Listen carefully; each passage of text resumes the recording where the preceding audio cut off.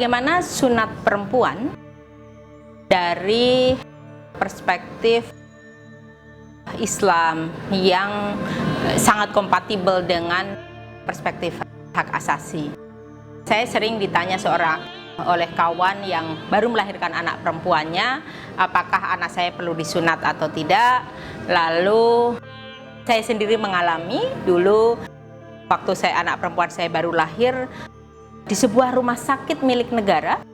Itu udah menjadi satu paket untuk menindik anak perempuannya, lalu paket untuk sunat bagi perempuan. Ulama-ulama ada yang membuat fatwa bahwa itu sunat yang bahkan hampir identik dalam prakteknya seperti wajib, yang orang takut sekali kalau tidak melakukannya atau merasa berdosa. Lalu saya belum lama ini menjemput satu undangan, satu kursus untuk sunat perempuan hak reproduksi di Universitas Al-Azhar, langsung di Kairo, bertemu dengan sejumlah ulama-ulama yang sangat mumpuni di sana, bahkan grand sheikh-nya segala, dan juga medical doctor di sana. Menarik sekali cara pandangnya, antara lain sunat perempuan di Mesir itu dilarang oleh undang-undang. Kalau sampai sunat perempuan itu dipraktekkan, maka hukuman yang akan dilakukan, satu, akan memenjarakan tim ataupun aktor yang melakukan sunat perempuannya itu, tim dokternya, akan ada denda dan menutup prakteknya.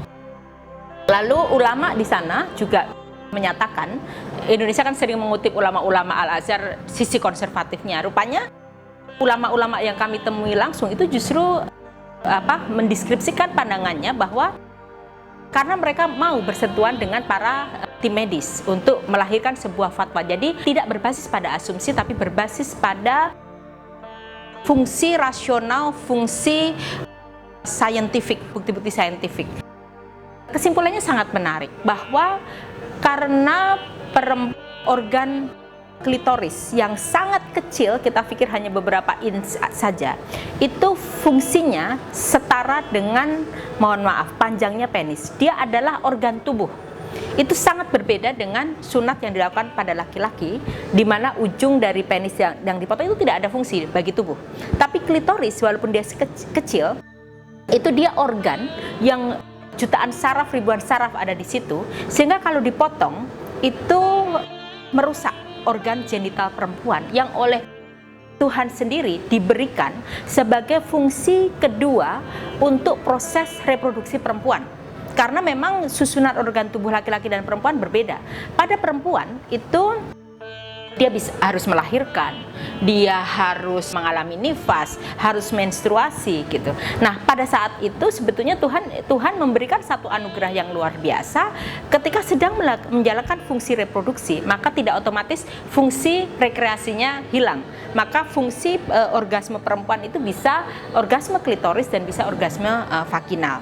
Maka salah satu ulama di Mesir itu menarik sekali, dia bilang bahwa kalau ada orang yang melakukan sunat perempuan dengan memotong organ walaupun dia kecil sekali, maka kalau dia pelakunya laki-laki, kalau mau menjalankan kisah secara konsisten, maka dia setara dengan bisa dipotong sepanjang penisnya gitu ya.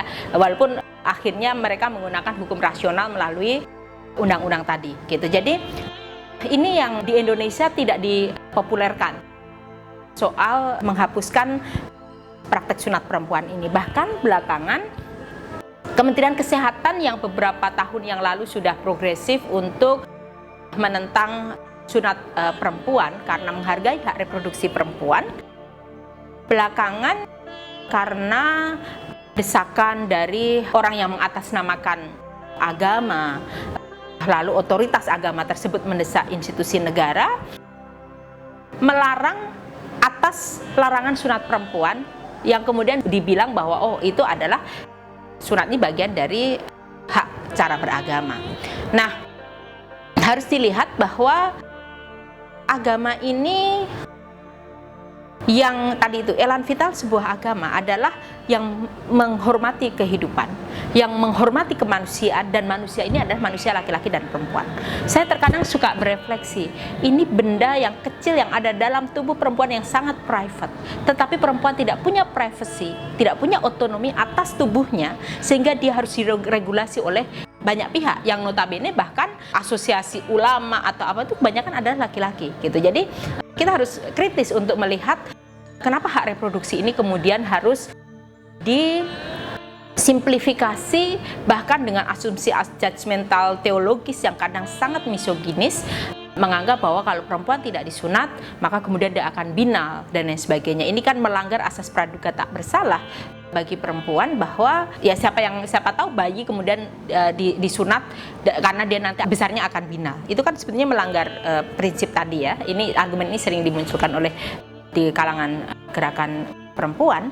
Tetapi sebetulnya saya menilainya apa tidak menjadi bagian dari kekerasan terhadap anak ya. Anak belum punya otoritas untuk menentukan ya atau tidak, tapi secara sepihak orang-orang dewasa ini kemudian melakukan sunat. Kalau toh dia nanti besar karena dia memahami pandangan agama bahwa sunat perempuan itu ABC, biarlah dia menentukan gitu ya. Jadi bukan karena secara sepihak gitu. Ini yang penting untuk kita kritisi agar cara beragama kita adalah cara beragama yang humanis gitu loh. Karena dengan cara pandang bahwa perempuan adalah subordinat, bisa diregulasi, bisa diatur, ini bagaimana orang juga bisa menarik kepada kehidupan yang lebih besar dalam kehidupan politik dan lain sebagainya, bahwa politik tubuh privat yang paling ini pun diregulasi, itu bisa potensial diamplifikasi ke dalam kehidupan berpolitik yang lebih makro gitu ya. Jadi sejak dari yang paling private inilah kita harus mulai mereform cara kita berteologi.